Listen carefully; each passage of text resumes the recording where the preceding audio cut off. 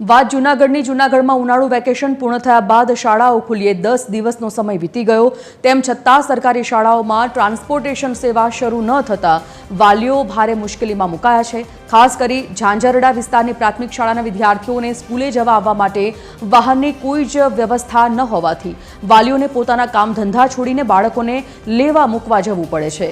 વાલીઓએ તંત્રના નબળા આયોજન સામે રોષ ઠાલવીને તાત્કાલિક બસ સેવા શરૂ કરવા માટે માંગ કરી છે। બીજી બાજુ જિલ્લા શિક્ષણ અધિકારી લતાબેન ઉપાધ્યાયે જણાવ્યું છે કે બાલવાટિકાથી ધોરણ 8 સુધીના 3827 વિદ્યાર્થીઓ માટે ટ્રાન્સપોર્ટેશનને વહીવટી મંજૂરી આપી દેવાઈ છે। સરકારશ્રી દ્વારા વિદ્યાર્થીઓને શાળાએ પહોંચવામાં અગવડતા ન પડે એ માટે ટ્રાન્સપોર્ટેશનની સુવિધા એમના ધોરણ વાઇઝ અને કિલોમીટરની ડેફિનેશનને ધ્યાનમાં રાખી અને મંજૂરી આપવામાં આવતી હોય છે।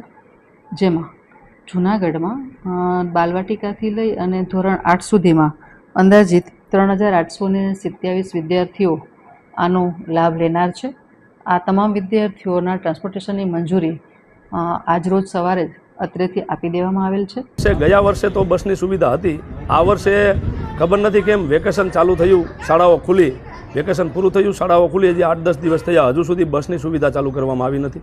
હવે આપણે ક્યાંય કામ ધંધે હોઈએ, સવારમાં પહેલાં તો મૂકવા આવવા 8 વાગે, ત્યારબાદ અત્યારે કામ ધંધો મૂકી ધંધા રોજગાર પાડી અને તેડવા આવવા। હવે પ્રશ્ન ઘણા છે સાહેબ કે અત્યારે આ બાળકો આપણે જોઈએ છીએ કે આવા નાનું બાળક છે, ક્યારેક વહેલા મોડા થઈ ગયા, કોઈ રોડ ક્રોસ કરતા કે ભૂખું થાય, કંઈથી નીકળી જતા અકસ્માત થાય, એટલે ઘણા પ્રકારના ડર છે। અને કોણ જાણે કેમ લગભગ જૂનાગઢની તમામ મારા સોર્સ દ્વારા તમામ શાળાઓમાં માહિતી મેળવી, હજી સરકારી શાળાની કોઈપણની બસ સુવિધા ચાલુ નથી થઈ। એટલે વહેલામાં વહેલી તકે આ તમામ બાબતોના નિવેડા આવે એટલી જ સરકારશ્રીને પ્રાર્થના કરીએ છીએ।